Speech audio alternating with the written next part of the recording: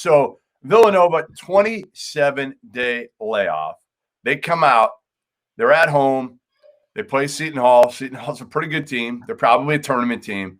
And what does Villanova do? They win. They win. Like, think of how ridiculous that is. And I tweeted after the game. I said, listen, bottom line, it's Gonzaga, it's Baylor, and it's Villanova. And people killed me. They're like, Villanova's not the third best team in the country. Look at them. They barely beat Seton Hall. I'm like, you idiots. They were off for 27 days. Some of their players just started doing something like a day or two before for their first practice. Like, Villanova, no, they're not there yet. But trust me, you want to take Texas? You want to take Alabama? You want to take any of those teams that we're talking about in our kind of next tier after Gonzaga and Baylor? I'm taking Nova. I'm taking Nova. As long as they're healthy in March, I got Nova. Well, that's the big thing is can they get there? Because the thing you got to remember, Jeff, you're talking about this win, right? They were favored by 9. They won by 2. If Sandru Mamukelashvili can catch a pass that hits him in the hands and lays that ball in, they lose. That's the fine margins of it. Now, you are right. But they won.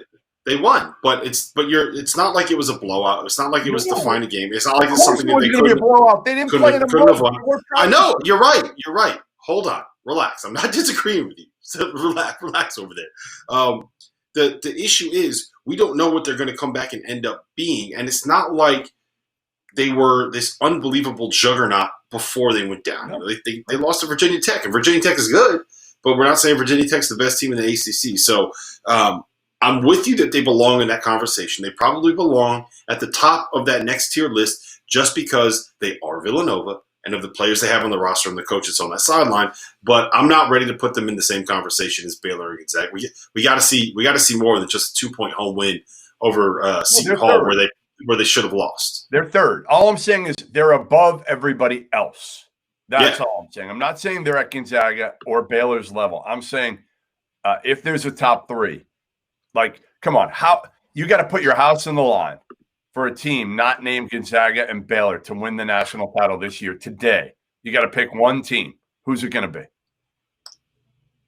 I mean, I'm not going to say I don't know who it is. I don't think that there is someone that I would want to put my house in the line. But if you had to right now, this is best bets, Rob.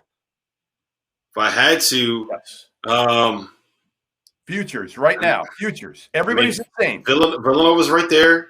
Texas is right there. Tennessee is not there anymore. See ya. Get the Vols out of this conversation. No, but it's probably Villanova, but it's not something where I feel all that comfortable. Like, I don't think the margin is as big as what you're making it out to be, simply because we don't know what they're going to be coming off of COVID, and we don't know how much of an impact this is going to have on them long term. We don't know what they weren't all because of COVID. It's all a guessing game. But I'm asking you today, like I told you it's probably Villanova, but you're making. Don't you like? Wait. In a way, listen. In a way, it may benefit Villanova that they got hit when they did. Now I don't know how many positives they had, but the bottom line is they had a bunch. Jay Wright said last night.